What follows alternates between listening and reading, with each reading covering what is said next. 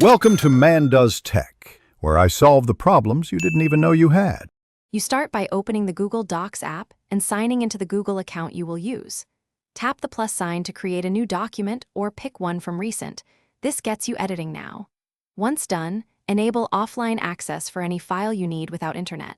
This ensures changes queue and sync later. Make sure permissions for storage and camera are allowed if you plan to insert images. Now begin typing. Don't pause to customize fonts yet. Just get content down. You move into the core, structuring and enriching the document. Use the formatting bar to apply heading styles and lists so the outline is consistent. That helps navigation later. Insert images, tables, and links to organize data and use voice typing when you need speed. Check mic permissions first. Once done, tap Share to invite collaborators, choose Viewer, Commenter, or Editor, and leave inline comments for focused feedback. Make sure to name the document early so autosave organizes it correctly. You finish by polishing and exporting. Run spell check and switch on suggestion mode for final changes so edits are tracked.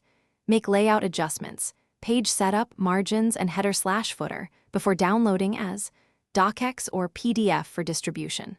Once exported, confirm sharing permissions so recipients can view or edit as intended. If something goes wrong, like sync failing, force close the app, verify device storage and network. Toggle offline mode off and on. Then reopen the dock to trigger a retry and resolve stuck uploads. Thanks for watching. If you found this helpful, don't forget to like and subscribe.